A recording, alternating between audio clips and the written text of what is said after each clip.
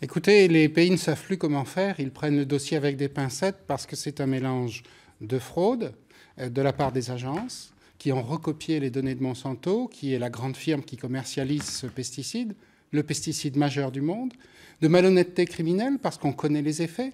Vous savez qu'en Argentine, des enfants ont des problèmes extrêmement graves de malformation ou des cancers à cause de ce produit.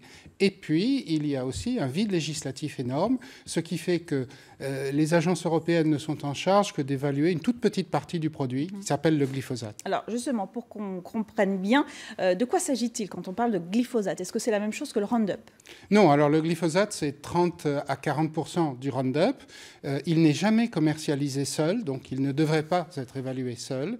Et nous avons découvert, avec mon équipe, qu'il y avait des toxiques, des poisons cachés, 1000 fois plus graves que le glyphosate avec.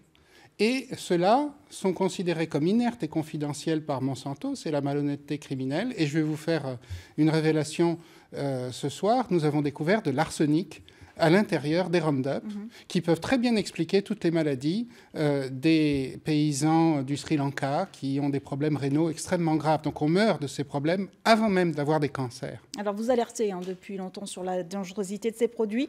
Vous avez l'impression de parler dans le vide? Eh bien non, parce que maintenant tout le monde le sait. Quand j'ai commencé il y a 20 ans, c'était considéré comme du thé. Le PDG de Monsanto s'était fait élire en faisant mine d'en boire un verre. Les agriculteurs disaient que c'était le plus environnemental des pesticides. Et en fait, on comprend que tout cela est faux. C'est un des plus toxiques. Et il y a eu vraiment des malhonnêtetés dans son évaluation. La France se prononce pour une disparition progressive du glyphosate, tout comme les eurodéputés. Ça vous satisfait comme solution, vous ?